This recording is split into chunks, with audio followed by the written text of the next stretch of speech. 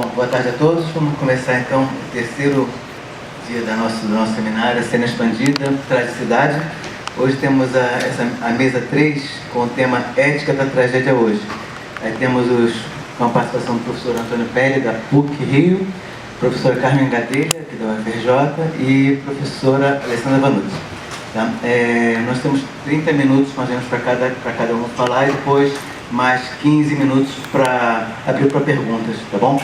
Vamos começar então com o convidado, o professor Antônio Pérez. Muito obrigado. Gostaria de agradecer o convite, em particular a Alessandra. É um prazer estar aqui na mesa com a Alessandra e com a Carmen. Poderemos ativar Vamos usar umas diapositivas. Acho que aqui está melhor o som. Então a minha intervenção será de meia hora, 30 minutos.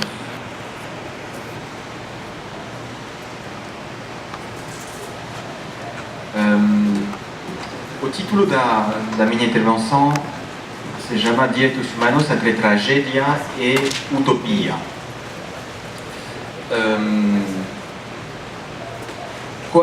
Quais são os dois objetivos da minha intervenção? Duas linhas são as seguintes. Primeiro, uma primeira parte, veremos brevemente a história contemporânea dos direitos humanos. Segundo, a concepção de dignidade humana, a ideia de dignidade humana. Em relação com o primeiro aspecto, o que eu vou fazer basicamente é criticar o que se está dizendo em relação àqueles conceitos, o que os estudantes aprendem em geral nas salas de direito ou de ciências sociais. O que se aprende em geral nos manuais de direito é os direitos humanos surgiram a nível internacional como resposta ao Holocausto nazi, por exemplo. Isso é falso, é um erro. Não foi assim. Vamos demonstrar por quê, em relação com a história. Dois, o conceito de dignidade humana. Que relação temos entre a dignidade humana e os direitos humanos? Veremos isso. O conceito de dignidade aparece muitas vezes como a fonte dos direitos. Temos direitos porque temos um valor intrínseco, inerente, absoluto, que tem que ser protegido.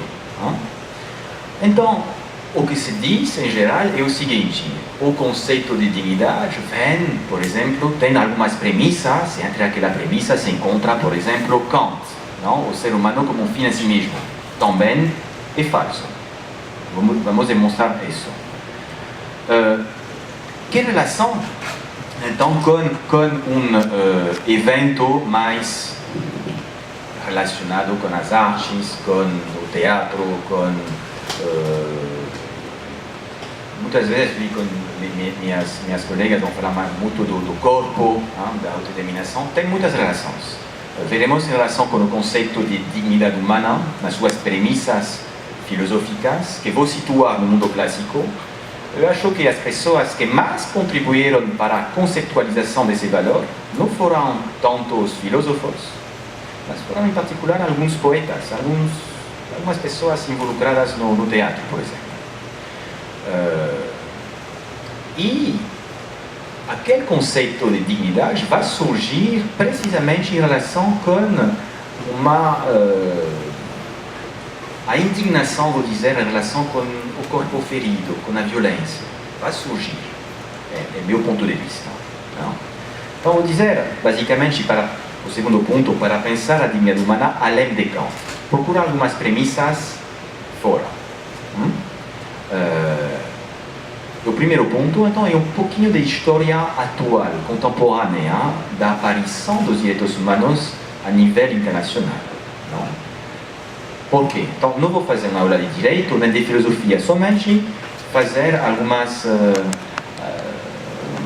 ver alguns dados, alguma informação. Então, talvez, vamos começar com a primeira parte, a história dos direitos humanos. Então, quando falamos de direitos humanos a nível internacional, fazemos referência são símbolos, acho que esses símbolos fazem referência ao quê? Reconhecemos as Nações Unidas, não? Nações Unidas, Assembleia Geral, estas coisas azuis, não? Bom, símbolo, bom. As Nações Unidas surgem em 45, bom. E o que se pensa, os direitos humanos estão relacionados com a essência mesma das Nações Unidas, não? É o que estamos pensando. E, tá bom aqui, sim? E então temos a ideia da Declaração Universal dos Direitos Humanos. Aqui a declaração surge em 46. Então é uma declaração que tem um certo poder vinculante. Todos os estados estão monitorados em relação com a implementação a respeito daquela declaração e outros tratados. Temos ainda 20 tratados mais específicos.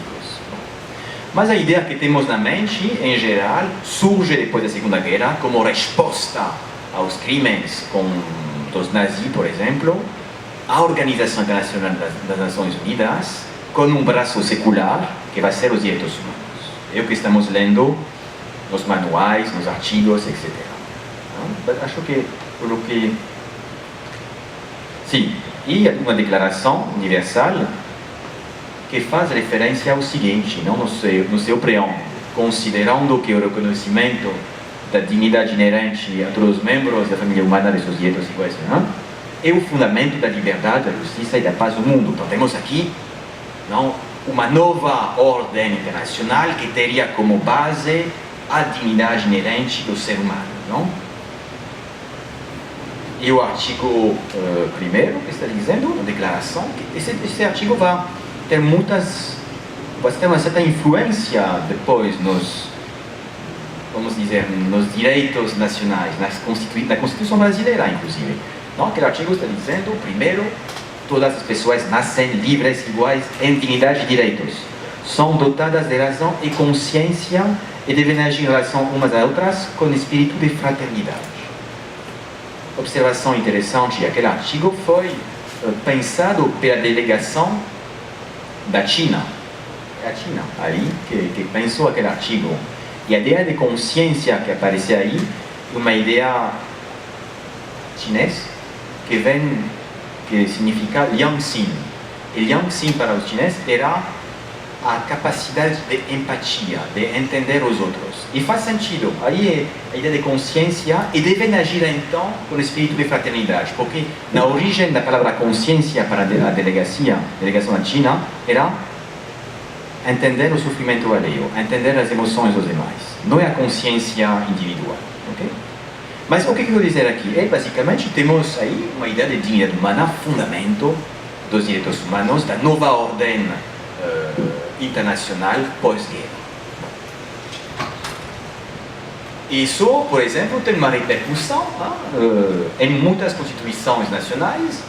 88, na Constituição brasileira, está dizendo que entre os princípios fundamentais superiores se encontra, efetivamente, a dignidade da pessoa humana. Aparece aí. E aqui?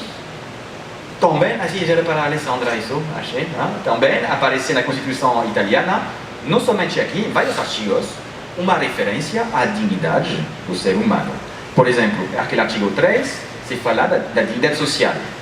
Acho que inclusive lembra do artigo 41 se fala que a economia tem como limite a liberdade, a segurança e o respeito à dignidade individual. Então aparecem muitas constituições. Então temos aí como o direito, por fim, se despertou e tem em conta o valor do ser humano. O que estou criticando, simplesmente estou dizendo qual é o paradigma dominante daquela ideia. Isso é um trecho de um texto, não coloquei o autor ou a autora, que está dizendo a internacionalização dos direitos humanos constitui assim um movimento extremamente recente na história que surgiu a partir do pós-guerra, como resposta às atrocidades e aos horrores cometidos durante o nazismo. Isso é falso. É falso. Mas está dizendo, mas é falso. nós precisamos quebrar essa forma de pensar, que não coloca a aparição das ideias na esfera histórica e política. Solamente colocar as ideias na esfera jurídica e moral, sem ter em conta a história. Sim? O que estou chamando, o que podemos chamar, uma fábula moral. Por que uma fábula? Por que uma história? Porque dizer, sim, é fábula, não? A fábula é isso, são essas imagens. A partir de 1945, pós-guerra, o direito internacional se torna axiológico, ou seja, axiológico que tem um conteúdo moral, com valores. E se superar, então, as únicas relações entre os Estados. Agora, o direito incorpora o valor do ser humano. Bom, o humano se torna o centro das preocupações. Isso é uma fábula. Por que uma fábula? Então, a fábula tem duas versões complementares. A primeira versão é a versão Eleonora Roosevelt e a versão Hitler. A versão Eleonora, essa foto, por que Eleonora Roosevelt? Qual é a ideia aí? Bom, a história da Declaração Universal é de 45 as Nações Unidas. 48 vamos ter, 46 48 vamos ter a Declaração Universal. Se vai criar a Declaração Universal por meio de um comitê especializado. A presidente daquele comitê vai ser Eleonora Roosevelt. E uma versão, aquela versão está dizendo, olha que lindo, um grupo de expertos, de acadêmicos, de professores, de ativistas, conseguiram convencer os Estados de que agora tem que limitar a sua potência por meio de uma declaração. E a versão Eleonora Roosevelt. Olham, os filósofos, os ativistas, são capazes de alterar a política internacional. Versão Eleonora Roosevelt, que tem outra versão, versão Hitler. Ou seja, os direitos humanos surgem contra o nazismo, como resposta às atrocidades do nazismo. São as duas fábulas. Por que são fábulas? Porque nessas fábulas o bem triunfa sobre o mal. O bem triunfa. Bom, por que não foi assim? Não foi assim porque o fim da guerra é maio de 45 na Europa. Né? Maio de 45, sim, seguinte. O fim da guerra, são imagens assim. E a Carta das Nações Unidas, as Nações Unidas aparecem quando temos maio, fim da guerra. Junho, Nações Unidas, não? Conferência de São Francisco, se cria as Nações Unidas. Um mês depois da guerra, temos as Nações Unidas. Um mês depois. Então, faz sentido pensar o quê? Que para pensar aquela instituição surgiu não em um mês. Tiveram muito trabalho antes. Ok? Anos de trabalho antes. É lógico, já estamos pensando após guerra. Bom, o primeiro país que assinou, que firmou a Carta das Nações Unidas, em São Francisco, é a China. Por que a China? Porque foi o primeiro país, simbolicamente, que foi vítima de um ataque de uma potência do eixo, que era o Japão. Então, simbolicamente, o primeiro país que firmou as Nações Unidas é a China. Aí, peguei uma foto. O que quero dizer? Maio, fim da guerra, junho, Nações Unidas. Ok? Agora, na Carta das Nações Unidas, de 45, aquela carta não foi pensada em um mês. Concordamos? E já naquela carta aparece efetivamente uma referência na fé nos direitos fundamentais do homem. Temos que pensar uma coisa muito certa. No fim da Segunda Guerra Mundial, não se tinha consciência clara do Holocausto nazi, dos campos de concentração. Não se tinha. Alguns, já em 42, os parlamentares sabiam um pouquinho, alguns círculos sabiam, mas não se sabiam. Então, já temos uma referência, já em 45, numa carta que foi pensada antes. Então, se foi pensada antes, dificilmente os direitos podem surgir como resposta ao Holocausto nazi. E, inclusive, em trabalhos preparatórios, deixarei o PowerPoint, aí podem consultar. Desculpa, isso é a Carta das Nações Unidas. Então, olhando onde aparecem os direitos humanos, se aparece no preâmbulo, mas aparecem aqui os direitos humanos, a esse nível. É no ponto 3 do artigo 1º. Não aparecem no centro os direitos humanos, aparecem ali, perdidos. Aparecem na cooperação social e econômica, aparecem os direitos humanos. Não eram tão importantes para o mundo pós-guerra, os direitos humanos não eram elementos centrais. Aparecem aí, conseguiram a cooperação internacional para resolver problemas internacionais de caráter econômico, social, cultural ou humanitário. Inclusive cultural, aí tem algo com as artes. Mas aparece de forma secundária. Não aparece como um item 5, perdão, secundária. Ok? E então, claro, assim uma foto de Churchill, de Roosevelt e de Stalin, se diz, por quê? Então, qual é o mundo da pós-guerra? Sim? Sim? Então, já em 41, temos referência aos direitos humanos em trabalhos preparativos. Então, se os direitos humanos aparecem como, aqui, está dizendo, garantia de existências livres de temores e de privações. Isso é uma referência a um certo discurso de Roosevelt, que vamos ver. Pode passar? Em 42, já aparece, também ali no sublinhei, em uma declaração de 42, algumas referências aos direitos humanos. Então, as referências aos direitos humanos nos textos surgiram não como resposta ao Holocausto nazi. Não surgiram como resposta ao Holocausto nazi. Já aparecem antes. Então, por que aparecem os direitos humanos? Essa é a pergunta. Ok, não aparecem como resposta ao Holocausto nazi. Por que aparecem?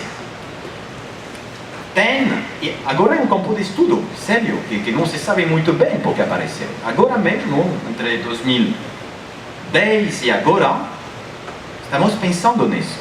A comunidade científica pensa nisso. Tem várias explicações. Uma explicação é que tinha nos Estados Unidos, Roosevelt, o presidente americano, fez em 41 um discurso sobre o Estado da Nação, onde ele falou das 4 liberdades, the 4 freedoms. A liberdade de expressão, a liberdade religiosa, a liberdade das necessidades e a liberdade do medo. A liberdade do medo por viver em paz. Aqueles 4 princípios vão reaparecer, a influência de Roosevelt, vão aparecer nas cartas. Então, uma possível origem dos direitos humanos a nível internacional é esse discurso, the 4 freedoms de Roosevelt, que aparece de forma transversal às vezes.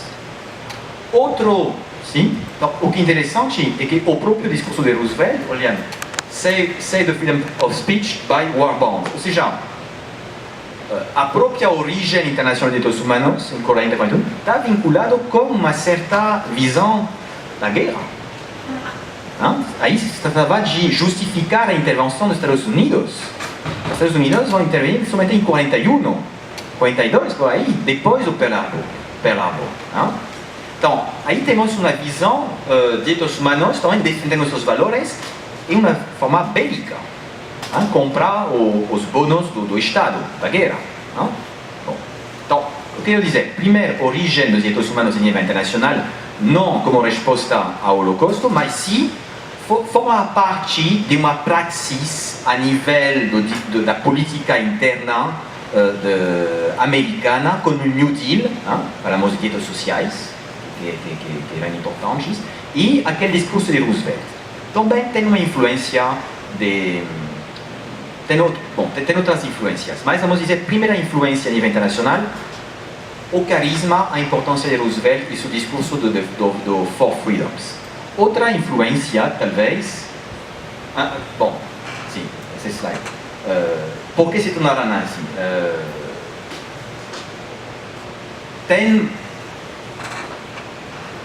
uma coisa importante, efetivamente os direitos humanos eram bem compatíveis com a democracia,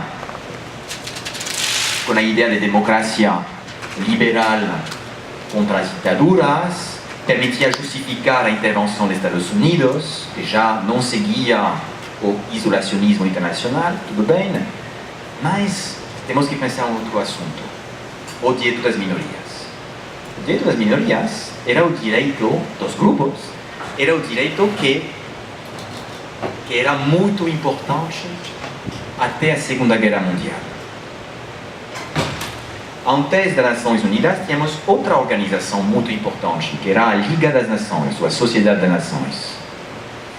E aí tínhamos um direito das minorias muito importante. E sabem qual era a minoria mais importante até a Segunda Guerra Mundial? Ou qual era a minoria mais importante na Europa? Junto com os judeus. E además, tanto o lobby, quando nós usamos o lobby judeu, não é negativo, é assim, era o lobby judeu, mas também eram outros lobbies. Mas o lobby judeu também trabalhou com outro grupo. Pois eram os alemães. E sim, os alemães eram a minoria mais importante na Europa. Se encontravam tanto nos países bálticos como na Grécia. E Hitler vai utilizar o direito das minorias, reconhecido de forma internacional, para justificar a sua guerra. Antes de Hitler, a República de Weimar, que também estava na Sociedade das Nações, trabalhava junto com o lobby judeu para defender o direito das minorias. Repito, quando uso a palavra lobby, não estou usando a palavra conspiração, é neutro, ok? O que quero dizer, o problema das minorias, a minoria mais importante na Europa antes da Segunda Guerra Mundial era os alemães. E Hitler vai usar e abusar do direito das minorias para justificar a sua política de expansão. Isso vai gerar um trauma na Europa. E se está dizendo que os direitos humanos individuais vão servir de ideologia para esconder o cadáver do direito das minorias, que foi abusado. Obviamente porque também França e Inglaterra eram os dois impérios mais importantes, que tinham colônias. Então você não vai defender o direito das minorias depois da Segunda Guerra Mundial. Estados Unidos tinha seus problemas muito relevantes com a população negra. Também não ia favorecer o direito das minorias. Então, também a aparição dos direitos humanos foi um argumento que serviu para esconder a desaparição do direito das minorias, que sim, até a Segunda Guerra Mundial era muito relevante.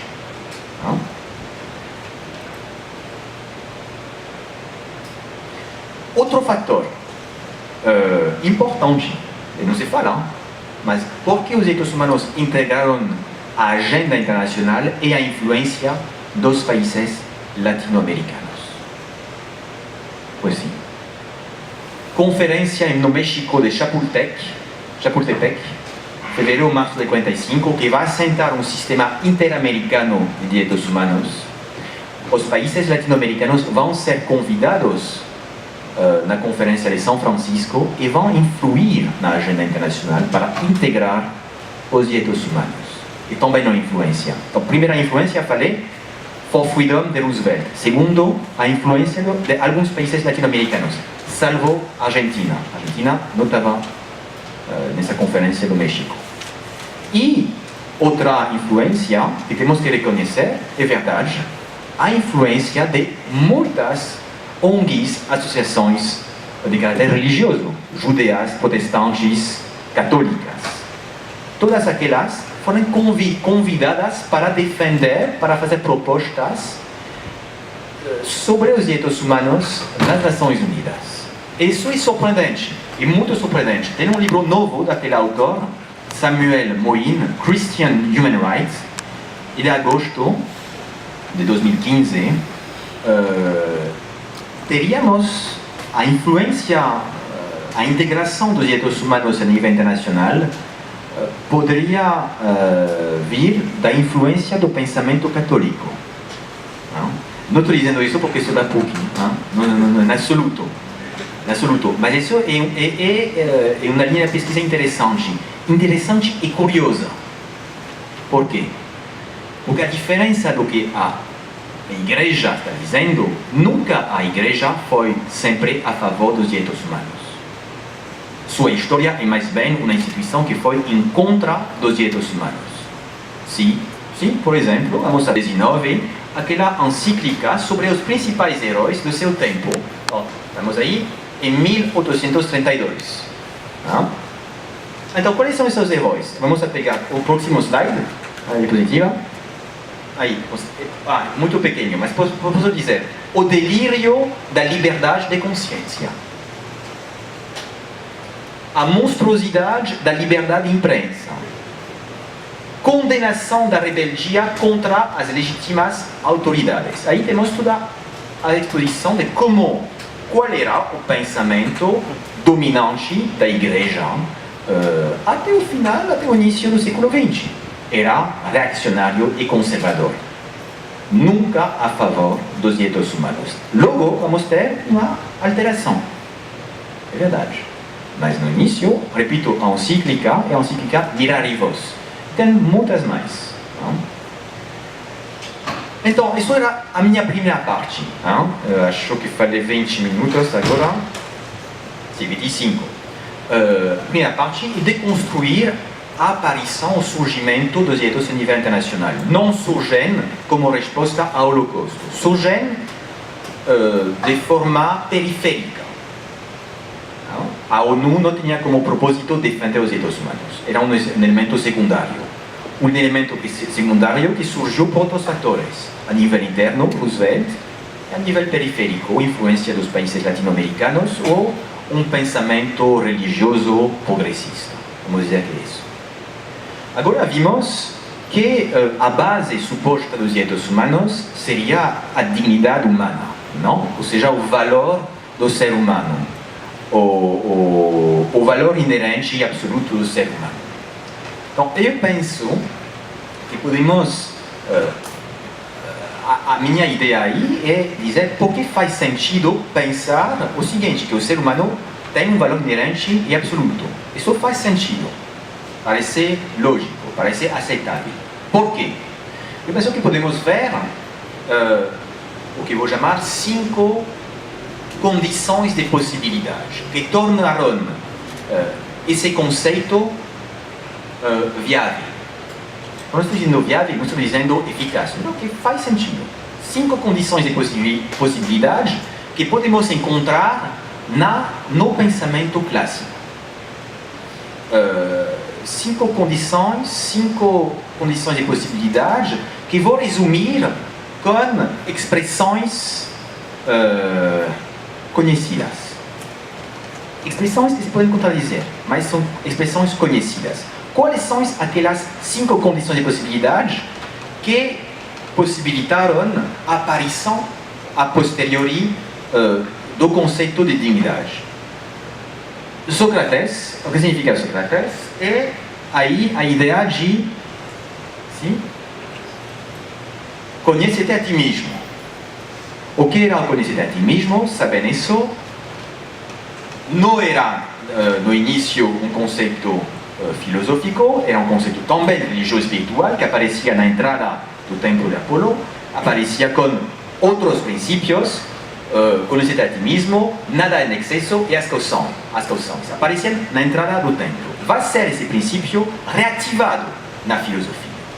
Por exemplo, é conhecido o texto de Alcibiades de Platão: conhecendo-nos, poderemos também conhecer com mais facilidade a forma de cuidar de nós mesmos. Por que esse conceito pode ser interessante? Ok, também em Seneca, acrescentei, em Seneca, é um prazer permanecer consigo mesmo a maior quantidade de tempo, quando nós ficamos dignos de gozar de nós mesmos. Nocete ipso. Bom, conhecer-te a ti mesmo, porque tem uma relação com o conceito de dignidade humana? Porque permite, eu acho, um certo despertar, vamos dizer, da consciência individual, conectando isso, obviamente, com, aí vou dizer, o cuidado de si, de Foucault.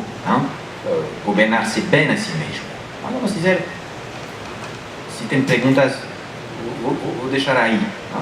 Conhecer de ti mesmo com despertar, vamos dizer, do indivíduo, do individualismo. Despertar entre aspas, obviamente. E, sim, vamos, acho que tem que aparecer, continua, não, continua com a...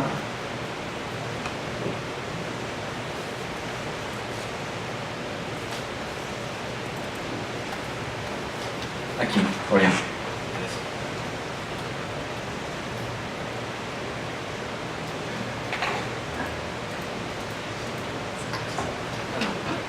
Então, exemplos de conhecer a ti mesmo são frases que aparecem, que circulam na filosofia. Uso a palavra circulam, acho que os especialistas de Foucault sabem as palavras que circulam.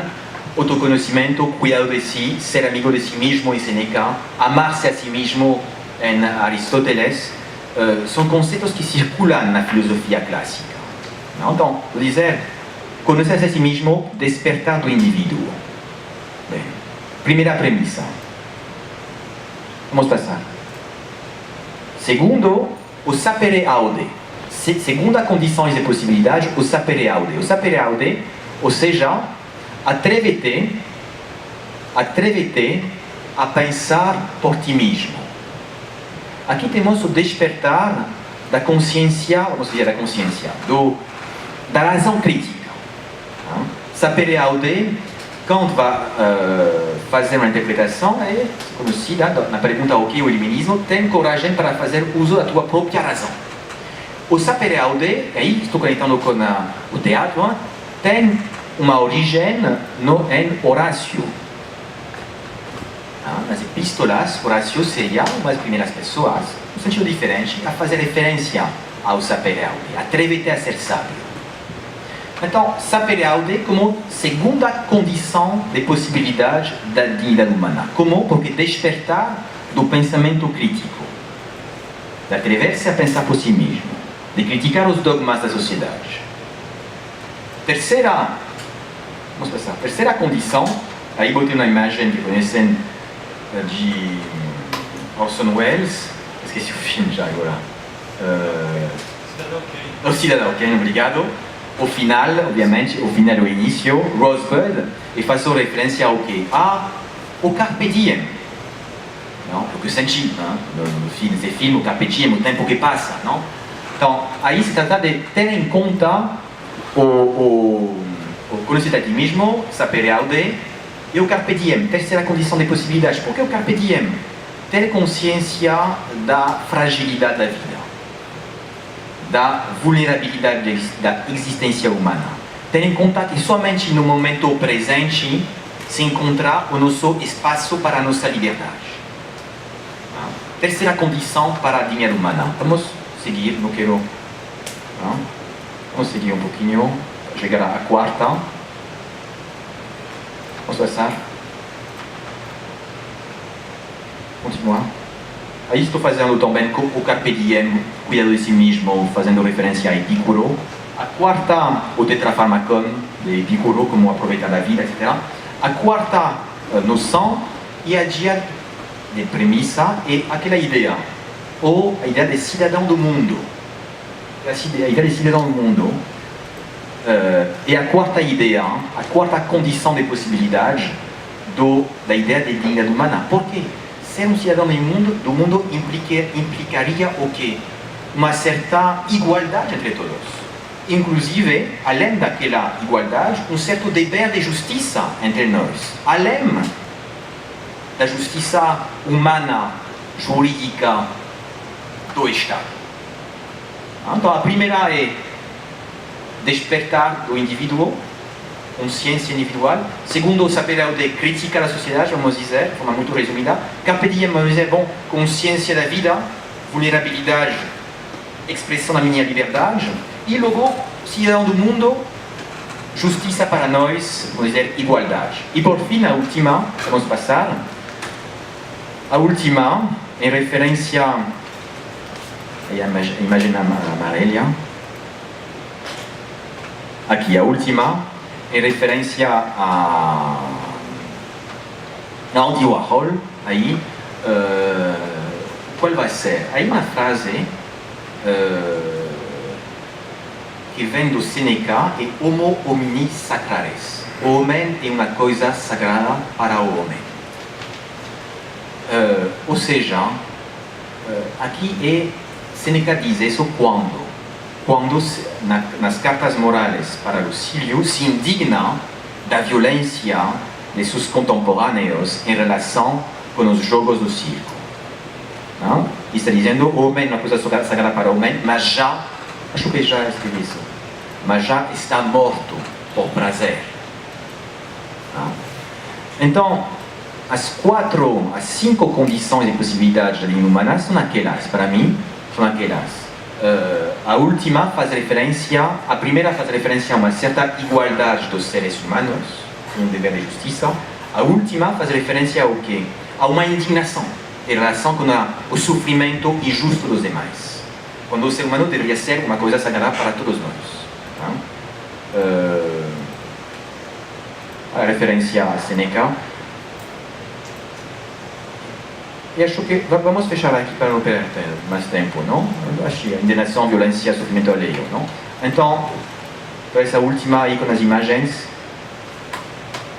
essa, não? Então, repito, aí, as 5 condições e possibilidades: despertar individual, crítica, vamos dizer, pensamento crítico, saber aude.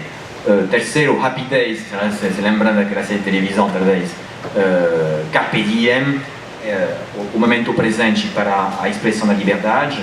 O quarto, cidadão do mundo. E o último, homo homini sacrares, ou seja, o ser humano é uma coisa sagrada para o homem, apreensão da vulnerabilidade alheia. Bom, me passei de 5 minutos, desculpem, mas obrigado e passo a palavra.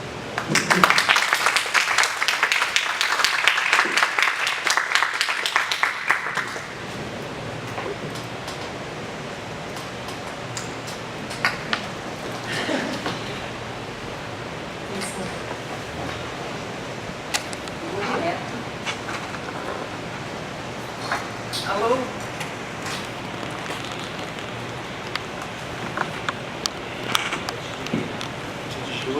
Tá maravilha.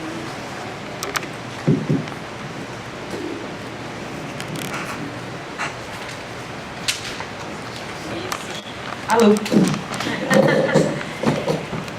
Então, lembraram do fim? Porque eu acho que tem tudo a ver com o meu começo aqui.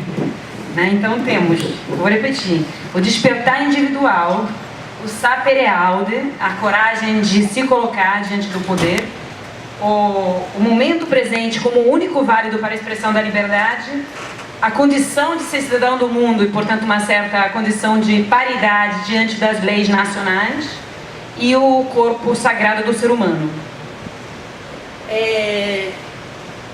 Eu vou tentar enfrentar um tema absolutamente esgotado, que todos vocês já super conhecem, inclusive aqui a presença dos filósofos até me faz adentrar nesse título ambicioso que cita Foucault com uma certa timidez, mas após isso eu vou trazer algumas fontes que talvez poucas pessoas conheçam, que uma adaptação e uma encenação da Antígona de Sófocles, pela adaptação pelo Brecht e a encenação pela Judith Malina. Então vamos lá. Por que eu digo que esses 5 pontos são importantes para mim? Porque me parece que estamos falando de dignidade, mesmo que através de um contexto de luta entre o indivíduo e a sociedade, que radicaliza muito essa ideia da dignidade versus morte, versus sobrevivência. Eu vou introduzir citando uma conversação que em 78 Michel Foucault teve com Noriaki Watanabe, uma especialista japonês de teatro e literatura, acerca de um tema que seduzia muito Foucault nesses anos. O tema é o teatro. E o porquê do interesse do Foucault diz respeito aos modos de interferência do teatro como prática do discurso, como jogo de visibilização de um ou outro espetáculo do mundo na Cena da Filosofia. Esse é o título da conversação de 78, que está em Die e Écrit, tomo 3. Então Foucault questiona o desinteresse que ele afirma a filosofia ocidental ter reservado ao teatro pelo fato da filosofia ter se dado como função principal a de départager, separar, o real do ilusório, a verdade da mentira, enquanto o teatro ignora em absoluto tais distinções. Então Foucault diz: a não diferença entre verdadeiro e falso, entre real e ilusório, é condição de funcionamento do teatro. Porque o teatro é uma explícita construção de uma determinada representação de mundo ou de conflito entre representações de mundo. Sendo assim, o que interessa a Foucault seria questionar o modelo essencialista da investigação metafísica sobre a verdade, digamos, uma busca da verdade, ou do porquê a verdade é verdade, e partir para outra investigação sobre quais são os modelos de construção do verdadeiro e como eles se constituem, quais práticas de construção de uma cena da verdade, da qual seria possível investigar as forças, os rituais, as máscaras e os dispositivos. Então ele diz, cito: é exatamente o teatro da verdade que eu gostaria de descrever, como o Ocidente tem combatido uma inteira tradição de múltiplos teatros da verdade. Há um pressuposto que é, na segunda jornada do curso dado por Foucault no Departamento de Direito da PUC-Rio, onde Antônio agora é professor, em 73, ele introduzia a sua análise do complexo de Édipo, encarando a tragédia de Sófocles, Édipo Rei, como uma investigação jurídica em que se busca um culpado de assassinato, da qual o rei juiz, o Tíranos, é um rei que é também juiz, se encarrega.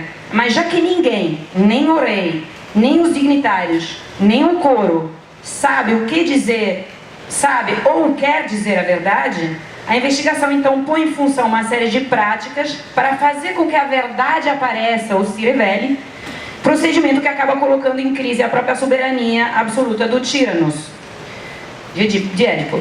Foucault diz que essas práticas são modelos investigativos ou, aspas, procedimentos de pesquisa sobre a verdade que obedecem às práticas jurídicas gregas da época.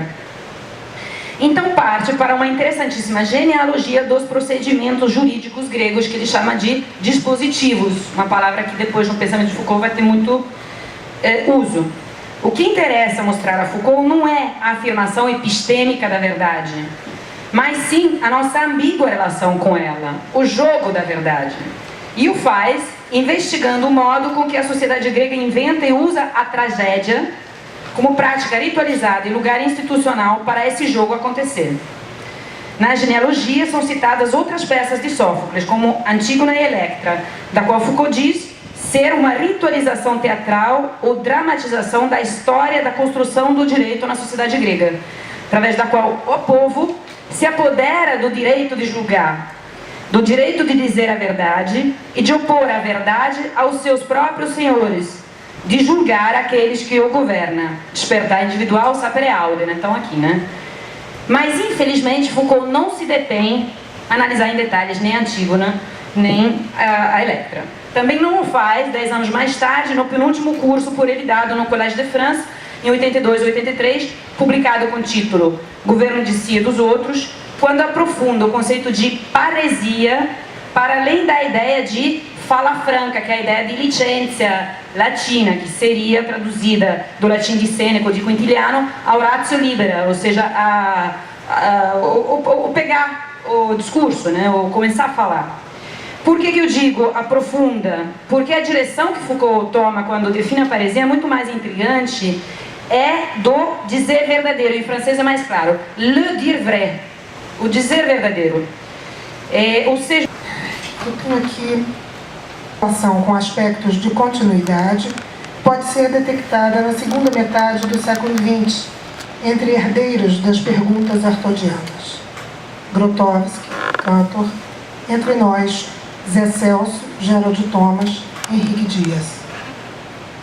Trato da aliança problemática entre o modelo árvore, que sustenta análises históricas, sincronia, diacronia e de discurso, sintagma, paradigma com o rizoma. A operação exige rebeldia à dicotomia verdadeiro-falso. Abraço ao descentramento e à incompletude, com a expectativa de ver surgirem singularidades em seu espaço próprio, o da diferença na multiplicidade. Podemos dizer que o teatro contemporâneo transita entre os dois polos: Wagner, a árvore; Artaud, o rizoma. O campo estará sempre no constituir-se, por constituir-se, contrariando o modelo do pensamento clássico. Conectar heterogeneidades, regimes diferentes de signos, distintas naturezas e coisas, seu funcionamento perante o livro, a gramática, os poderes, constitui o trabalho do rizoma. Mil Platôs, primeiro volume. Este não método opera em favor da genealogia, busca o descentramento, ansiando pelas superfícies onde sujeito e objeto perdem unidade, porque as grandezas combinadas formam uma trama de indiferenciações, fugindo ao quantificável e às hierarquias. O território é sempre desterritorializado e reterritorializado mais além ou aquém, em jogos com as singularidades. As novas conexões impõem o intercâmbio entre o dentro e o fora e se negam à sobrecodificação, à determinação histórico-conceitual. As linhas de fuga proliferantes são limites, continuidade ou ruptura. O que desfaz dicotomias pode encontrar novas organizações de conjunto e reconstituições de sujeito, com predicações e atribuições na trama saber-poder. No teatro, novas narrativas se recompõem, rearticulam-se figuras. O palco à italiana abriga espaços de indeterminação, rompendo fronteiras dentro-fora, atores e espectadores. Trata-se de fuga à mimesis clássica, mas também de conjugação com ela, que é feita de decalques hierarquizados, sempre em recondução ao mesmo. Na qualidade de mapa, o discurso constrói-se nas conexões e desbloqueios do corpo sem órgãos, nas aberturas e reversibilidades. Ele se rasga e desmonta em ações políticas e processos de subjetivação. Ser moderno tem o preço da perda de contato com a alegria e a dor trágicas. Artaud soube e viveu, erguendo libelos em nome da festa, que utopicamente combate a representação e instaura a presença. Força dionisíaca de união e indistinção eternamente a se deparar com Apolo, a separação. Com Nietzsche e Artaud, o teatro compreendeu-se como lugar de uma cisão. Nele se experimenta a nostalgia, dor da ausência, e a utopia, todos os tempos e espaços, nenhum tempo, nenhum espaço, num trânsito incessante que passa pela unidade e a fratura. Então, somos sempre e de novo, todo mundo e ninguém, arcaicos e contemporâneos. O teatro se torna o que sempre foi, o abrigo, proteção desta angústia e deste sonho. Abrigo também na acepção latina, apricum, é lugar aberto. Ganhamos hoje a cena na praça. Experimento pensar a crueldade em sua afinidade com o que há de elementar na arqué. Em Anaximandro, o indeterminado apeiron, embora ainda ligado ao material, abre espaço para a abstração e a ideia de que arqué vai além dos sentidos. Em Parmênides, a negação da mudança. Ela ilude os sentidos, porque não é admissível a passagem do não ser ao ser. Empédocles sustenta a eternidade dos elementos: água, terra, ar, fogo. Anaxágoras afirma a Gênesis como transformação dos elementos uns nos outros. As forças contrárias promovem separação e agregação que provém da mistura, meigma, primordial. Com Heráclito, tudo é um, na incessante mudança. Temos então a arqué, origem, em seu processo de metamorfose, gênesis, incompletude e indeterminação. Pois onde está o ponto onde algo se torna outro? Onde está este outro, se não naquilo mesmo de que provém? Vislumbro a cena de uma cosmogonia. Cosmos em luta, convulsão, estado agônico entre os corpos e os espaços. Aqui, a aparição se faz na imanência recíproca entre linguagem e ser, como diz Torrano a respeito da teogonia de Hesíodo. Aqui me encontro com o coro dionisíaco, em movimento que vai da individuação à indistinção. Relacionam-se as coisas com a aparência, onde a figura do sátiro, meio animal, meio homem, perfaz a trajetória de sonho, êxtase, paixão e dor, no reencontro com a natureza e a separação dela. Não há espectadores, porque os corpos assumem corporeidades, as identidades se perdem no tempo e no espaço, nas inconsciências e transformações de umas nas outras. Daí recorta-se e reflete-se toda a imagem individuada. Atividade apolínea de conflito com o estado unificante da embriaguez. Pode-se correr o risco de pensar que o sofrimento de Dionísios, a inexorável e permanente separação de si, faz-se ouvir na voz do oráculo através da boca de Apolo e sua pitonisa. Fala de enigmas inextricáveis. A clareza da forma épica, apolínea, é obscurecida pelos mistérios primordiais e suas desmedidas, no anfiteatro onde o trágico converteu-se em tragédia. A dança e a música, potências do agir, verbo no infinitivo impessoal, tornam-se representação, articulação de tempos e espaços que fazem do ausente formas do presente. No êxtase, o que há é existente, está dentro e fora do que é.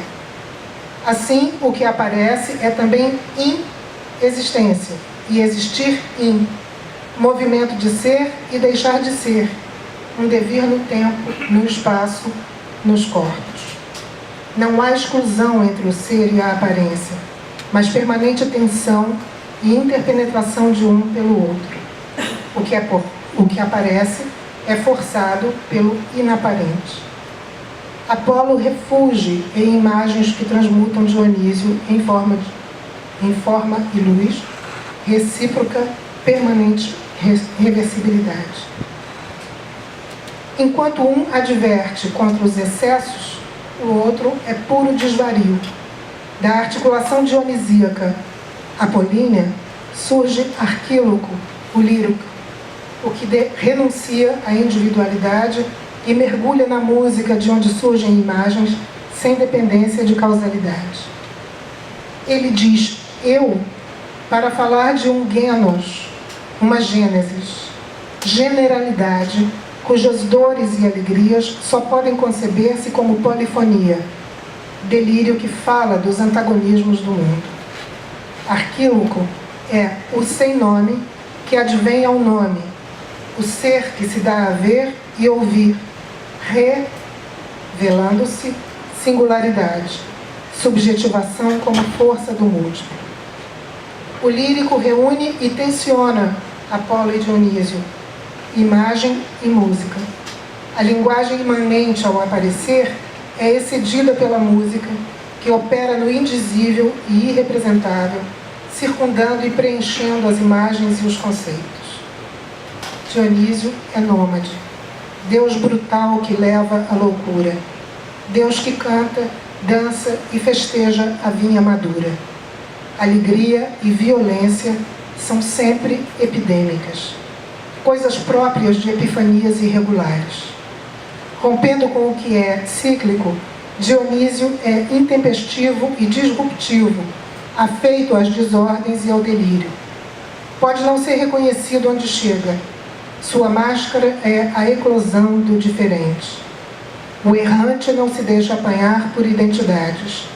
Ele é outro e mesmo, demônio estrangeiro, xenikos daimon, e de algum modo familiar. Não é grego, não é bárbaro. Dionísio é de dentro e de fora, nem selvagem nem urbano. Ele se revela mascarado, modo de velar-se no próprio ato de aparecer.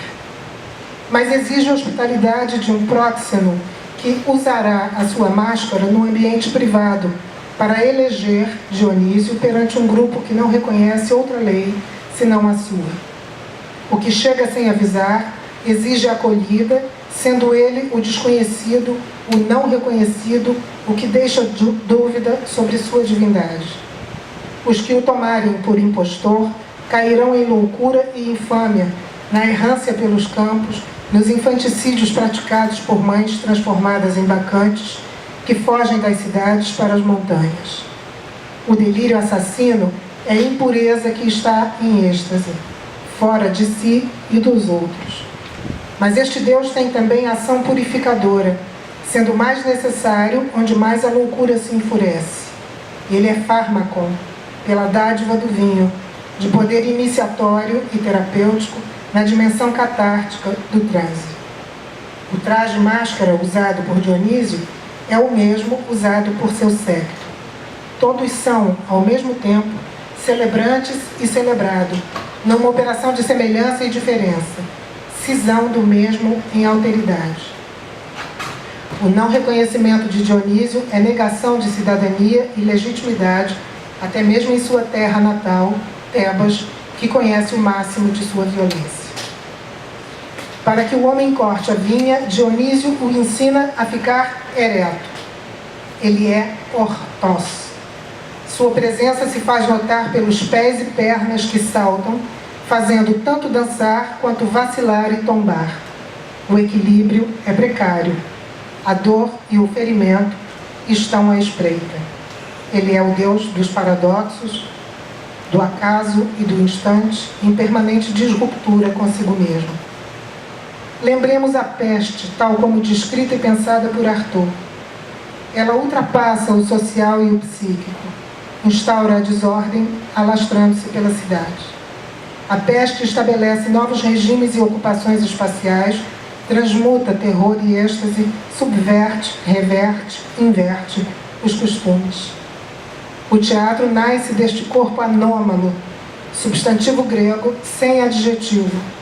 A desigualdade, a rugosidade, a aspereza, a desterritorialização. Corpo festivo, sem marcas de hierarquias e credos. Ele é anormal. Adjetivo latino sem substantivo. Porque não tem regra ou a contradiz, num furor que ultrapassa a forma. Nele se retoma a origem dos conflitos para manifestar o que a cultura clássica e de Estado soberano recalcou. A intuição de Arthur é a da necessidade que tiveram os renascentistas de controlar os fluxos da alteridade. O estrangeiro, o que vem das Américas, o outro, na cidade. Nas casas de espetáculos fechadas, a cena é de separação da alma. Ela escapou pelo ponto de fuga. Esquecido da carne, o ator entoa a voz que persegue o espírito, ou abriga o que supõe vir dele, como força transcendente, a aniquilar o corpo e o espaço pela palavra escrita e declamada. O corpo sem órgãos urra, porque não quer ir além das coisas. Quer desfazer as dicotomias autor-texto, diretor-atores, cena-público. Desmontar os mecanismos da organização. Para recriar o teatro no corpo sem órgãos, é preciso, no entanto, refazer a organização em dimensões onde a disciplina do olhar se exaure pela experiência que dissolve funções e refunda funcionamentos. O corpo sem órgãos jamais se conclui. Assim, o teatro contemporâneo. A forma se faz e desfaz. O espectador participante é incluído e mantido alheio. No combate à narrativa, pulsa a narratividade, ultrapassando a hoje clássica encenação e as dicotomias autor-encenador, ator-espectador. Opera-se no limite entre as funções, porque já não se trata de divisão fordista do trabalho. O encenador, agora, não é autor da cena, mas ocupa variados lugares no agenciamento da criação. A extensio é recortada pelo espaço. Recria-se a cena para além e aquém do significado. A este contínuo de atributos, gêneros e estilos comparecem o passado e o futuro do teatro. O texto se desmembra em textura em favor do nomadismo da palavra desapegada e alheia aos conceitos. Apaga-se, refaz-se a distinção um-outro num limiar onde as figuras transitam para carregar singularidades, pontos de convergência e divergência do múltiplo. Desmanchar o organismo é derrotar o juízo de Deus sobre Bayreuth, mantendo os órgãos desejosos da potência de novas subjetivações em processo. Os cacos do espelho da representação se rearticulam em novas aventuras do trágico, em aliança indissolúvel com a comicidade. O movimento conduz a jogos de reconfiguração e tensas complementaridades. Artaud e Wagner se afastam e reconjugam. O teatro é, de novo, total e incompleto. Indagações sobre a tragicidade na cena contemporânea remetem à necessidade de compreender processos de produção de subjetividade sob as condições do capitalismo global. A hegemonia do trabalho imaterial baseia-se na informação, imagens, relacionamentos. Eu vou dar um saltinho aqui, só fazendo lembrar que me refiro à noção de multidão e não à noção de operariado ou de tal como pensam Negri e Hardt. O pós-fordismo tira de cena o operário como cena revolucionária, como vanguarda revolucionária. Saltando, o proletariado, um bloco de classes, constituía modelo que viabilizava a unidade das lutas. Aqui nos reencontramos com o binarismo da árvore para lembrar que a multiplicidade da multidão é rizoma a expressar as diferenças entre todos aqueles que se encontram sob o domínio do capital, buscando o comum entre as singularidades. A multidão jamais encontra uma forma que a determine, porque admitir isso seria recair na unidade bipartida da soberania, governantes, governados. Rejeitar a sujeição é pôr-se em êxodo para inventar uma nova democracia não dicotômica entre a soberania e a anarquia, no horizonte de novas relações afetivas e sociais no interior das redes do trabalho imaterial. Voltemos ao coro. Na eclosão da tragédia perante a polis, alguém se destaca para falar em nome próprio, em conflito com a cidade e os deuses. O diálogo é logos partido, dia. A personagem se define por representar alguém que cumpre uma trajetória de agente individual e histórico, dando consistência e suporte à ação dramática. A festa de Artaud e seus herdeiros desfaz os liames entre esses elementos, dissolvendo a sustentação da árvore, obrigando a cena a recompor-se na aliança com o rizoma. Sem profundidade histórica ou psíquica, a cena é de figuras, marionetes de curtíssimos fios interligados. Falar de coro é falar de uma multidão ou bando em face do Estado. Binarismo que age no interior de um território demarcado. Ele dispõe de força violenta, Estado, policiais e carcereiros. Pode formar exército, integrando-o a dispositivos jurídicos. Mas os guerreiros e sua máquina de guerra não se reduzem ao aparelho de Estado. Não fazem binarismo porque a malta é efêmera e em desmedida contra a soberania. Deleuze, 5º volume de Mil Platões. Sua consistência está nos devires minoritários, no nomos, o costume que, desterritorializado, traz um fora e refaz a ética. A máquina de guerra é exterioridade que pode ser apropriada pela interioridade do aparelho de Estado, mas não se deve confundir a potência de guerra com a guerra, nem com a instituição militar e a disciplina de exército. O guerreiro questiona a hierarquia. A cena expandida é feita de exterioridade em relação à cena clássica. Ela é máquina de guerra que solapa, mas também recompõe o palco para se fazer reconhecível como teatro. Dionísio é, aqui, o guerreiro no bando nômade. As figuras sem profundidade ou essência pessoal se movem por afecção e disjunção em acontecimentos-problemas que se impõem aos teoremas. A cena da multidão faz do espaço estriado da cidade um espaço liso para os percursos do nomos, mapas contrapostos e sobrepostos ao traçado da polis. Toda a ciência virada às metamorfoses, desfazem-se os obstáculos. Uma ciência arquimediana, dizem Deleuze e Guattari. Uma ciência arquimediana liga-se à máquina de guerra, voltada para a passagem de limites, turbilhões e projeções. Uma ciência nômade, descentrada ou ex-centrada, fora das ciências régias. Arquimedes contra Euclides, o cubo teoremático da cena clássica, filha da geometria romana e imperial, que se apropria da ciência nômade e a submete a regras métricas e limitadoras de sua ação no campo social.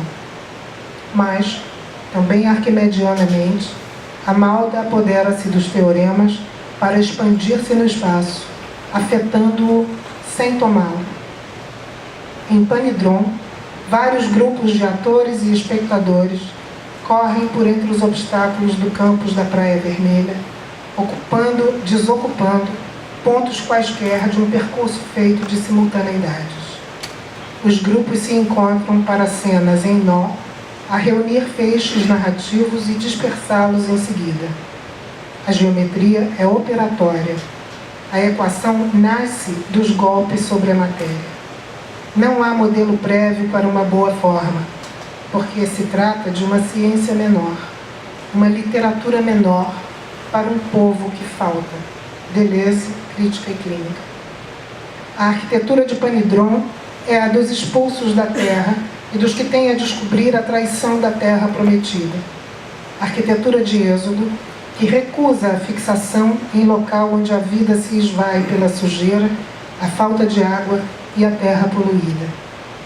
À margem da administração pública, onde se construir pontes e abrigos na experimentação diária do imponderável.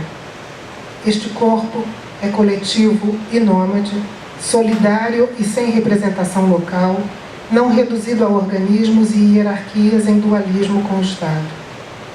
Corpo-máquina de guerra, feito de inesperados e de música, a assombrar a cidade com seus novos intelectuais artistas afeitos às singularidades e ao desmonte das dicotomias matéria-forma, conteúdo-expressão. Panidron desdenha o consenso em nome de um pensamento capaz das forças do heterogêneo em relação com o fora.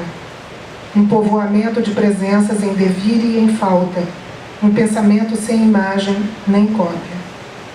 A língua ali falada tangencia as coisas, tange o incompreensível, ao incompreensível, estrangeira e gaga, porque é fala de hesitação e pensamento-problema, língua local e de passagem.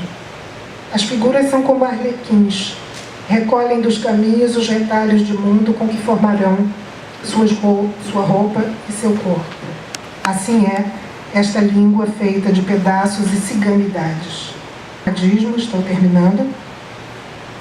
Tudo é trajeto, habitação sem pouso, pontos que desfazem origem e destino, porque o estar é sempre entre. O povo que habita Panidron pode bem ser o de alguns migrantes que hoje batem as portas da Europa. Nomadismo, mesmo que de circunstância. Alguns podem voltar para de onde vieram, outros podem alcançar acolhida em um destino, mas permanece a condição de andarilhos, sem regulações de espaço fechado, Estado, partido.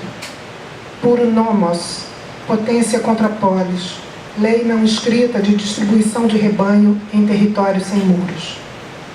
A correria em Panidrom é, ao mesmo tempo, imobilidade, porque o apego é justamente pelo espaço liso de percurso incessante, que não quer ser uno e indivisível, e por isso ganha velocidade para forçar limites, inventar mundos possíveis numa arte e numa ciência máquinas de guerra.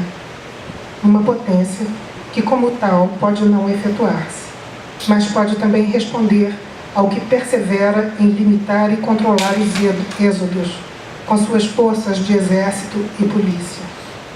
Um homem é visto num trem em Panidrom, mas não é movido pela máquina, não é conduzido a lugar nenhum.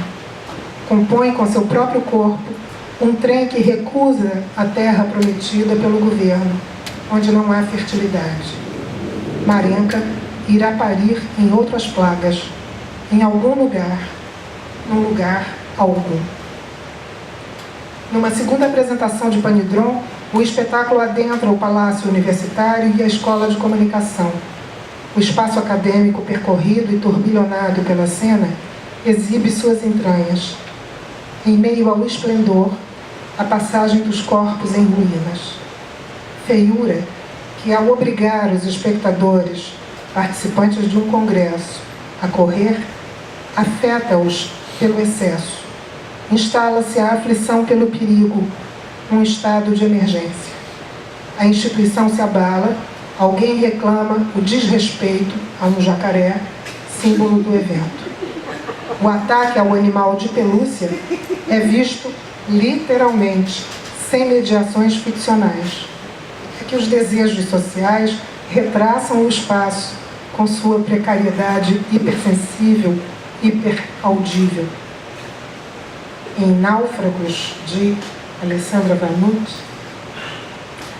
há um louco alcoólatra, ocupando toda a largura de uma calçada, obriga a que se passe por cima de seu corpo. Quando alguém o faz, o mendigo reclama, gritando para que o transeunte lhe dê um nome. Ele é um monumento posto no espaço público para trazer de volta a memória dos excluídos. Muito obrigada.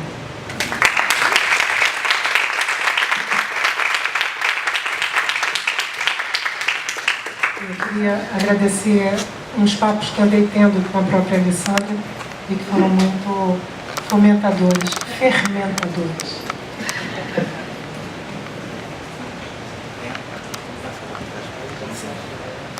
Gente, nós começamos um pouco mais tarde hoje, então são 6 horas, 6h30 vai ter uma segunda mesa.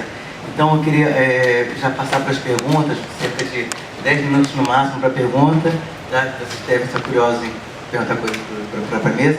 Gostaria de passar para vocês e está tendo agora o intervalo para o café da gente. Mas então, ou a gente dispensa o café para as perguntas ou faz ao mesmo tempo as coisas. Fiquem à vontade. Tá, ali fora, então a gente pode deixar a porta aberta, né, a porta aberta para eles, e quem quiser tomar um café, voltar e os outros podem perguntar para a mesa agora. Já está pronto, não sei. Vou passar então para vocês que quiser fazer pergunta.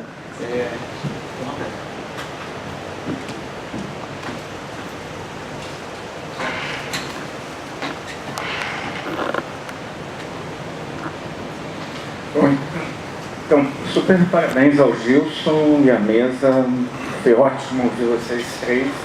Acho que a gente vai dialogar aí depois. Em relação a Carmen e a Alessandra, não tem muita questão, ao contrário, a sensação de que eu aprendi bastante e posso dialogar. Um pouco por ser um pouco mais diferente do que eu faço, eu tenho a sensação de que eu aprendo mais.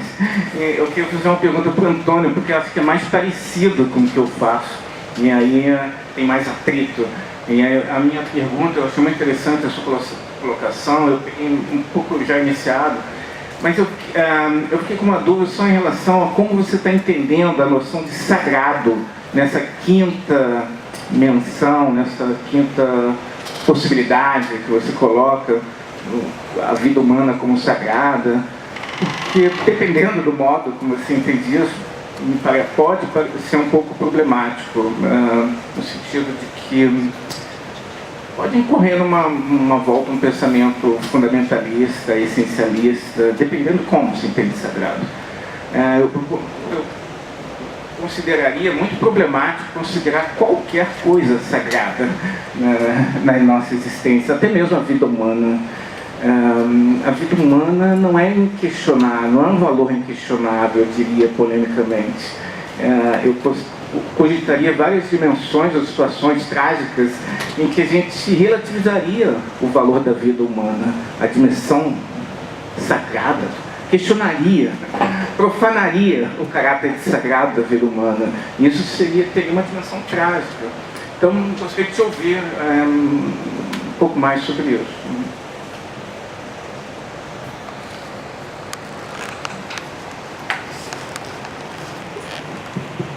Sim, muito boas as perguntas. Não ouvi seu nome, desculpe.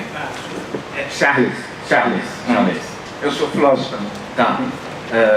Então, talvez tinha duas linhas, não, nas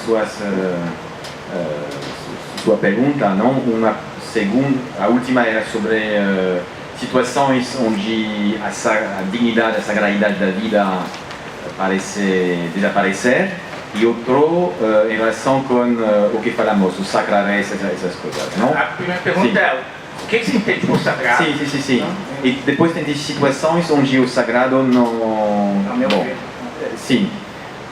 E isso, acho que conecta com o que Carmen ou Alessandra estava falando. Tive uma expressão aí, situação onde não acho que era Alessandra, onde a situação onde a moral está suspensa. Conecta com o que eu estava dizendo agora mesmo, não? Situação onde a vida já não é sagrada. Mas isso é o problema. O problema agora estamos treinando a pensar situações onde, de repente, os nossos, vamos dizer, instintos morais já estão eliminados. Ou seja, em situações de urgências, emergência, temos que tomar uma decisão. Então ali temos que responder aos nossos códigos morais e éticos. Mas isso é o problema. Ou seja, temos um terrorista, podemos torturar ou não o terrorista. Fica suspenso a moral. A vida já não é sagrada. Então agora estamos produzindo subjetividades assim. Não? Estamos criando âmbitos, situações onde ficam suspensos os nossos juízos morais. Mas isso é o problema. É a criação daquelas situações. Isso aparece perfeitamente em séries de televisão como 24 Horas. Estou fazendo referência claramente à interpretação de Zizek, não? Dizendo Zizek, olhando 24 Horas com o ator aí Kiefer Sutherland, estamos sempre em situações de emergência, urgência, velocidade, onde e quando temos que tomar decisões que prescindem de códigos morais. Mas isso é o problema. Eu não quero morar numa sociedade onde posso perguntar: podemos ou não torturar uma pessoa? Essa sociedade nós estamos vivendo, estamos questionando. Em alguma situação, sim, talvez. Podemos então matar ou não a pessoa? Podemos estuprar ou não uma mulher? Em algumas situações, sim, talvez. Emergência. É a mesma coisa. Então, se estamos... Agora é a situação, não? O Karen falou disso, a situação onde do globalismo, do capitalismo global, neoliberalismo. Estamos treinando agora a pensar a suspensão dos nossos códigos morais. E a sua pergunta revela isso. É um sintoma de uma situação. E acho que é preocupante. Porque nos parece normal que em algumas situações a ética ou a moral, não entrou em debate, pode não entrar. Precisamente, bom, em relação com os sacrares, usei uma expressão homo homini sacrares, uma frase de Seneca. Seneca pega a expressão sacra res do direito romano. Do direito romano, a sacra res fazia referência a, tinha entendido, na época, fazia referência aos objetos sagrados religiosos nos templos. Então, o que é interessante não é tanto o caráter sagrado do humano, da vida, mas a estratégia do Seneca. Seneca vai utilizar um termo jurídico, religioso, que fazia referência a alguns objetos importantes na vida diária dos romanos, e vai usar esse conceito para descrever o valor, entre aspas, dos escravos, das pessoas submetidas à morte nos jogos do circo. Vai descolocar esse termo e aplicar à vida das pessoas mais excluídas, se faz referência a isso. Acho que isso é a coisa interessante. É o que queria usar. A ideia de Seneca de usar um termo do direito romano para defender, vamos dizer, entre aspas, o valor dos excluídos na época. E acho que respondi, não? Então, o que não seria sagrado em algumas situações na vida cotidiana? Acho que temos que nos perguntar por que nós estamos perguntando-nos isso. Isso é um marco muito problemático. Não? Só explicar melhor então, porque eu entendi a sua resposta, mas eu estava pensando em outras situações, mesmo em Antígona. Eu acho que ali tem uma situação em que um conflito entre valores diferentes, vida e liberdade. Vida e liberdade são valores que podem entrar em choque na nossa história. E nesse momento, pelo menos como eu leria em Antígona, está em questão se a vida é um valor sagrado inquestionável ou se a liberdade é que é. Então, se a vida for um valor sagrado inquestionável, sempre vai ser mais importante do que a liberdade. Né? Se não houver nada de sagrado, então sempre em cada situação a pessoa vai ter que tragicamente decidir o que é mais importante. E aí, por exemplo, penso também nos movimentos atuais chamados pró-vida, que se encontra o aborto. Eles são baseados numa sacralização essencialista da vida e questionam, baseado nisso, numa valorização sagrada da vida humana, o direito da mulher a tomar decisão sobre os seus corpos. Então, eu vejo aí, você levou para um lado da tortura do niilismo, mas estou dando um outro exemplo em que liberdade, que é não um valor sagrado também, mas é um valor igualmente importante, ele coloca em xeque a dimensão possivelmente sagrada que a vida humana teria. Então, uma coisa mais complicada, não sei. Tá. Sim, concordo. De fato, tem um livro do Peter Singer não sobre a sacralidade da vida humana, não contra o sagrado da vida humana. Eu concordo, não? E, obviamente, o conceito de dignidade é usado frequentemente por posturas conservadoras, não? É verdade. Concordo. Sim.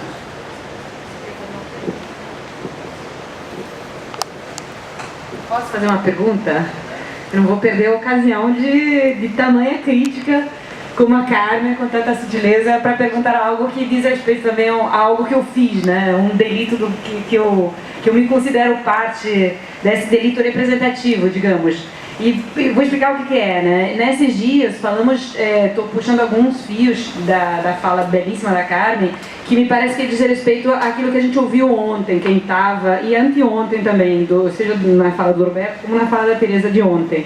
E eu vou resumir o que eu compreendi, que me parece que se torna um protocolo muito crítico de um tipo de espetáculo como o Panidron ou como o Invisível. E o que eu entendi é que aquela fala do Walter Benjamin de que o estado de exceção se tornou a regra nunca foi tão verdadeira como nós podemos observar. É claro que em outras épocas também talvez tenha tido o mesmo movimento da política de fazer com que a vida real se torne seja sujeitada a um estado de exceção. E dentro das variáveis do estado de exceção, me parece que me parece importante essa provocação através de imagens de representação daquilo que seria irrepresentável num contexto de dignidade humana, de preservação do sagrado essencial da vida, de tragédias e calamidades alheias, das quais nós somos frequentemente colocados no papel do espectador voyeurístico e levado a uma espécie de catarse, sim. Porque o que nós vemos, por exemplo, diante das fotografias dos meninos na praia é claramente uma manipulação da nossa emoção, mas também um afastamento daquele destino. Não deixa, é um pouco cínico afirmar isso, mas me parece evidente que existe uma reação de alívio também, né? Por não ser teu filho, por não ser você, aquele morto, né? Então eu digo que faz parte do estado de exceção uma catarse do voyeurismo, a qual nós todos somos submetidos por um abuso de representação das calamidades alheias, que faz com que se suspenda de alguma forma a moral, que seria a moral da testemunha. Qual seria a moral da testemunha?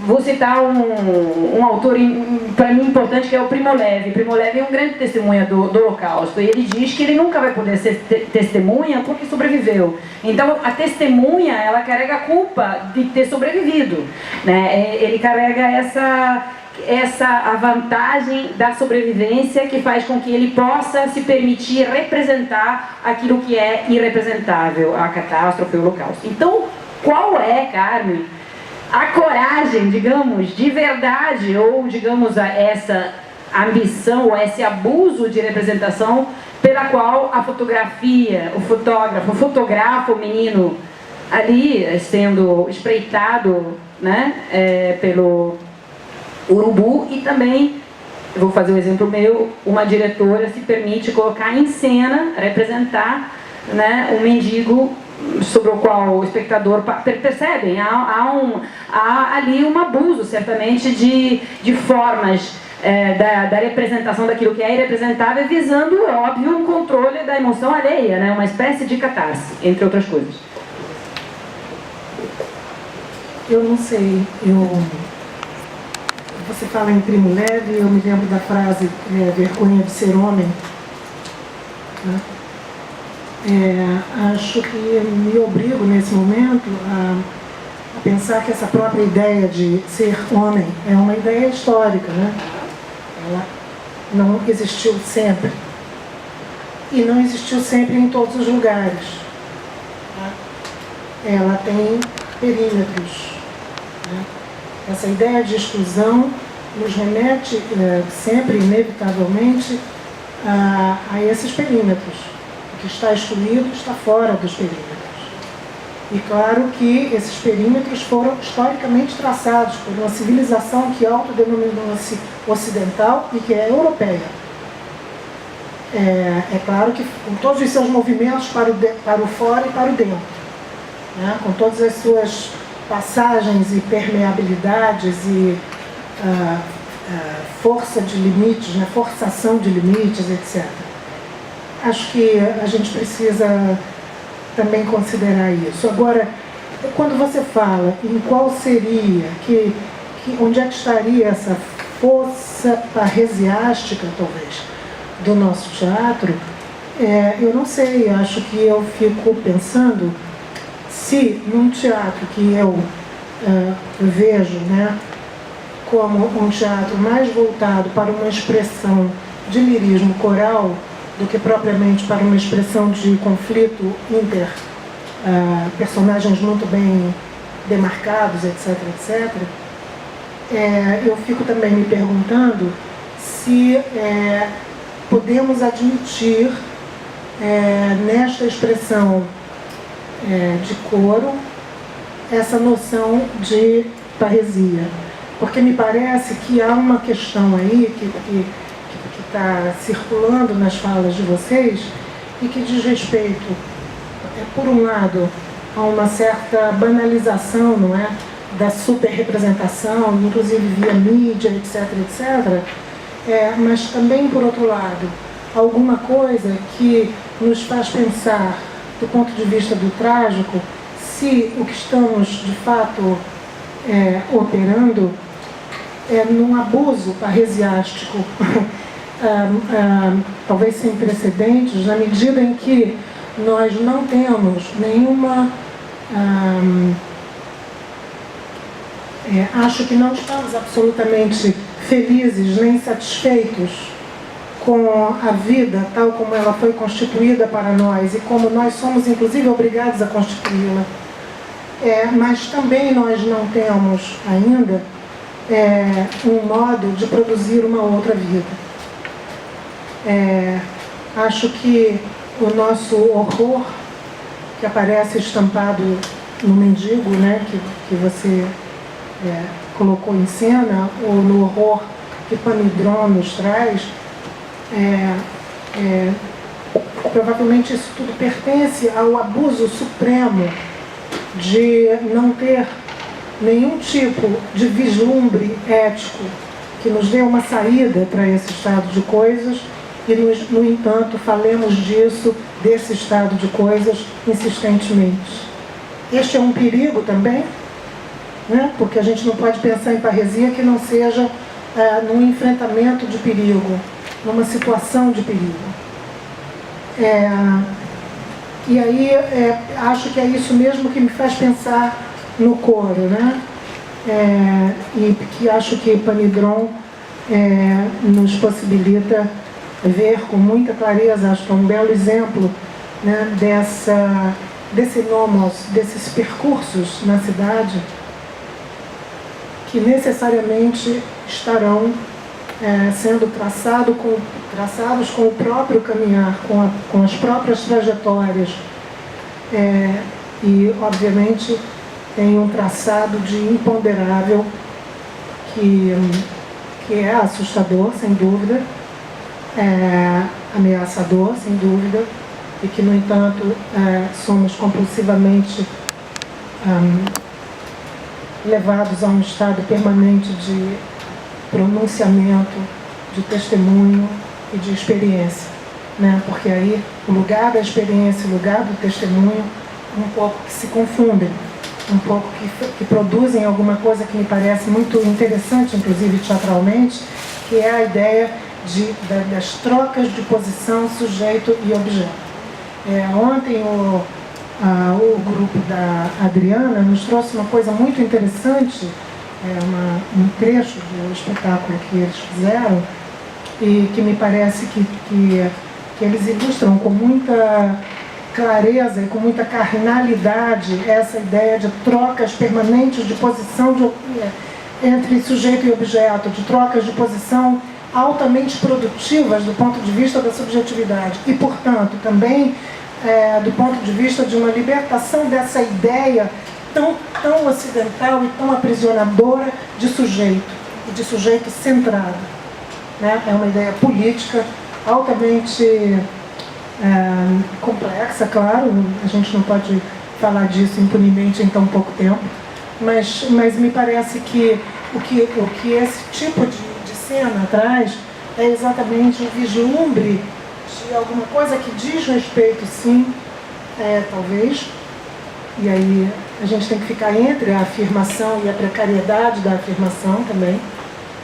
Me parece que a coisa fica rica teatralmente e rica como experiência social e como experiência política, exatamente a ideia de um deslocamento permanente deste lugar de sujeito centrado, deste lugar de sujeito onde eu que estou aqui trato o outro como outro e não faço nenhum tipo de vai e vem e de intercambiabilidade com esse outro, e portanto jamais sou o outro, jamais me coloco como o outro, jamais vejo o outro no seu lugar de outro, jamais me desloco até lá. Acho que esse é um problema. Acho que é disso que estamos falando, com todos os perigos que isso tem. E me parece que é disso que a parresia fala. Quando a parresia se impõe, quando ela se coloca na cena da cidade, me parece que é disso que ela fala, de um pôr em processo e em velocidade discursos que se contradizem, que se põem mutuamente em perigo e em disputa uns com os outros. Não sei se era disso que você falava. Talvez a gente possa aceitar precariamente essa ideia de um coro parresiástico, eu não sei, há que pensar. Quero saber se alguém quer fazer mais uma pergunta, que eu tenho uma pergunta para a Alessandra também. Agora quero saber se alguém quer fazer uma pergunta antes. Fazer, Bruno? O Antônio, ele fez formação das Nações Unidas, você começou com a explicação e tudo, você acabou com esses 5, mas eu não sei aonde você quis levar, o que você quis. É como se não tivesse finalizado, sabe? Por que a Nações Unidas, sabe, a Liga das Nações, você falou, que talvez seria alguma coisa que estaria melhor do ponto de vista de sociedade, e como se as Nações Unidas fosse um complô contra a liberdade humana, não sei, sabe? Eu gostaria que você explicasse um pouco, como se você concluísse a tua fala, porque tem essas 5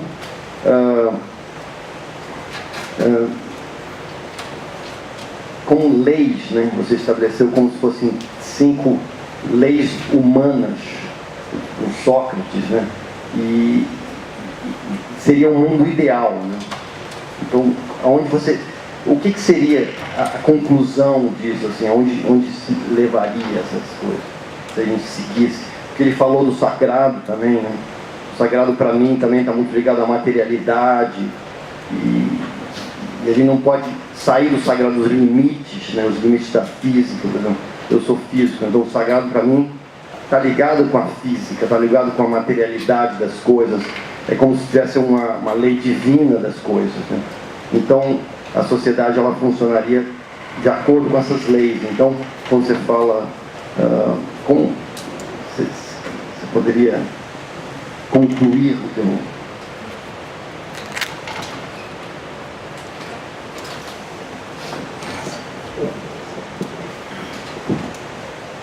Seu nome, desculpe. Bruno, sim. Em relação com as Nações Unidas, o propósito era mostrar que o objetivo das Nações Unidas não é a defesa dos direitos humanos. Agora sim, antes não. Na origem, não, mas agora sim. O propósito das Nações Unidas era somente voltar a um equilíbrio de poderes entre as potências. Era só isso. Era só isso o propósito. Agora, os direitos humanos se tornaram um elemento importante das Nações Unidas. E tem algum mistério, entre aspas. Os direitos humanos surgem em 47, 48, mas o discurso dos direitos humanos aparece somente nos anos 70 e 80. Tem 15 anos aí de vazio. Por quê? Porque tínhamos outras utopias que podia usar os movimentos, não? Por exemplo, vou dar um dado. Por que os movimentos estudantis ou muito importantes em 68 não falavam de direitos humanos no discurso político, ou era mais bem de justiça e de democracia? Porque direitos humanos não formavam parte do discurso político, somente depois. Os direitos humanos surgem na agenda política nos anos 70 e 80 devido ao fracasso das anteriores opções políticas, que podiam ser tanto o socialismo, o comunismo, ou outras opções espirituais, etc. Então, a minha fala não era falar de complô, etc. Era falar somente que as Nações Unidas é uma organização que servia para as grandes potências, não? E servem ainda, não? E os direitos humanos não era o propósito das Nações Unidas. Isso era o objetivo, não? O complô, essas coisas não acredito e critico isso, obviamente, não? Em relação com as 5 condições e possibilidades da dignidade humana,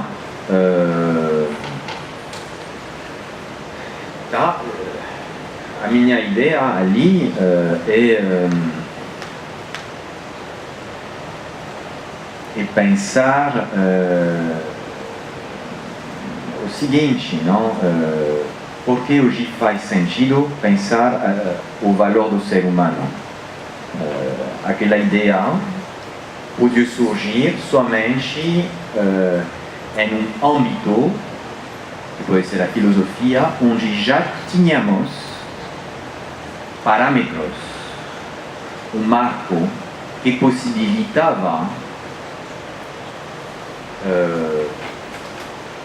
aquela ideia do valor do ser humano. Aquelas ideias não são exclusivas, não estou dizendo é assim, não são projetos, não são um tópico como projeto do futuro, mas faz referência mais bem ao passado. Faz também referência ao passado.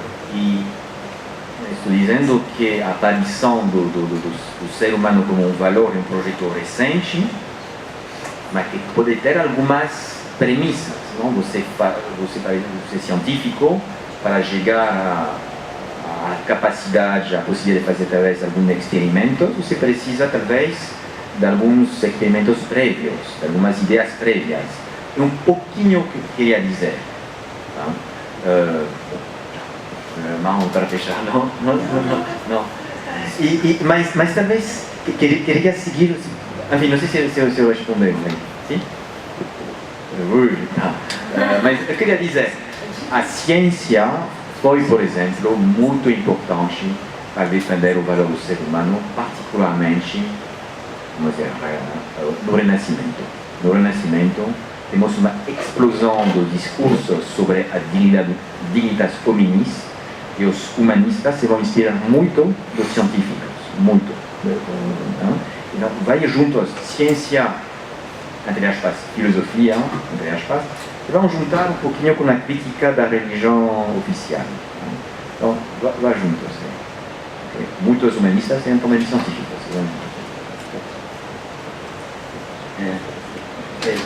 Tem mais uma pergunta para fazer? Nós só temos um probleminha, já são 6h30. Eu queria fazer uma pergunta para a Alessandra, que acho que vai demorar a resposta. E de acordo com, sendo bem coerente com o nosso tema, todos passaram do tempo. Houve uma desmedida. Então vai ser dar uma parada para começar a fundamento. A questão é a palavra, né?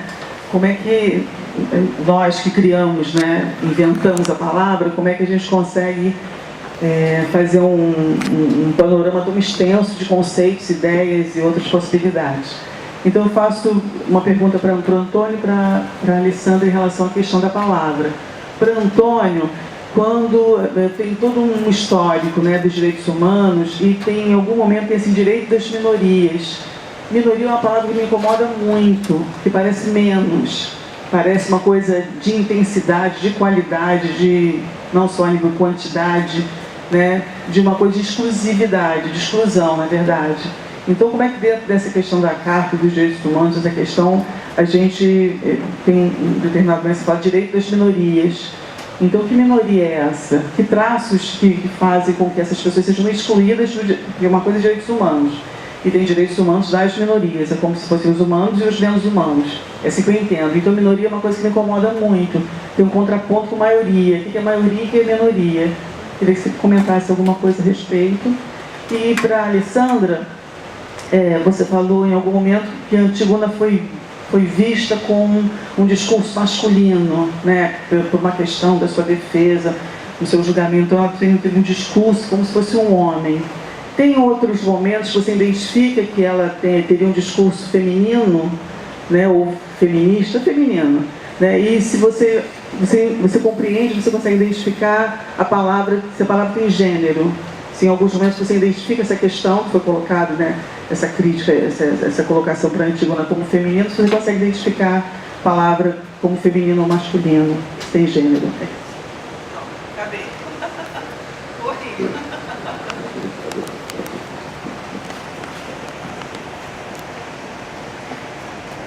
Bom, talvez o direito das minorias agora se fala de forma mais neutral, de direito de grupos.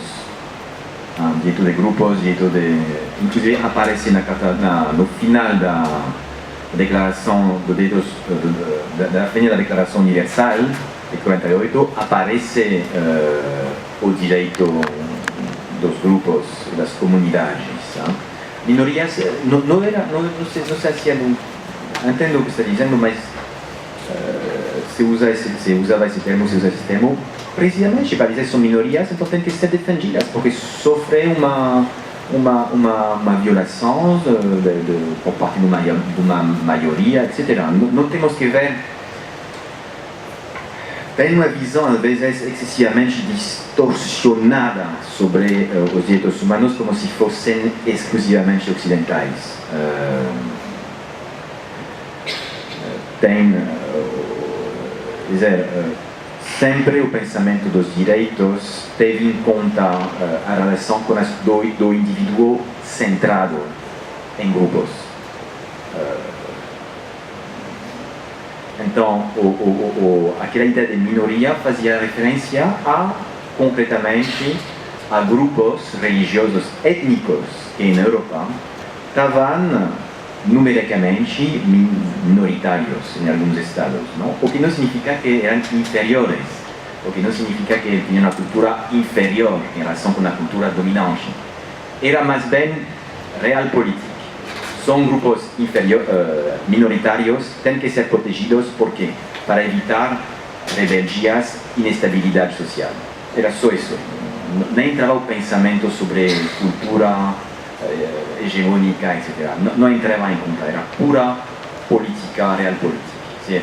Temos que proteger as minorias, por quê? Porque se não protegemos aquelas minorias ou aqueles grupos, vai gerar inestabilidade política. Então, outros conflitos. Era realmente assim no pensamento político. Agora se usa de forma politicamente correta grupos, comunidades, etc. E concordo. O que nós dizendo que estou concordando, dizendo que se usa o direito das minorias para justificar a inferioridade de alguns grupos, obviamente sim.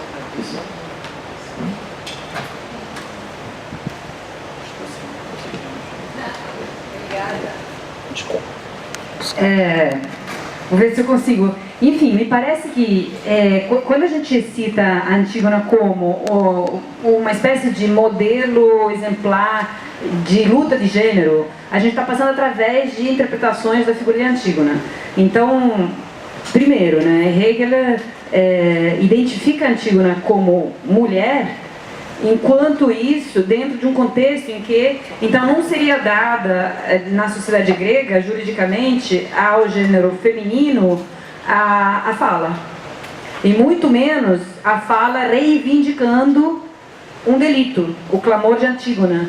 Então, dentro do contexto, digamos, de gênero, como regra, historicamente constituída de comportamento moral, estaria o calar, que Ismênia, por exemplo, observa. Então, a Judith Butler, num contexto feminista, ela afirma que a Antígona transgride muito mais do que as leis do Estado. Ela transgride também as leis do gênero, porque ela fala, e não só fala, como reivindica o delito que ela fez, digamos, contrariando a lei do Estado, que o Estado grego é patriarcal e fundado na transmissão do capital. Então, ela também contraria a possibilidade que ela teria de se calar e casar com o filho do rei, e herdar o legado patriarcal do filho do rei, e passar isso para os seus filhos, que é o que se espera, digamos, daquele centro da família que é a mulher. Então, me parece que ela é central para uma ideia de gênero, seja, digamos, como representação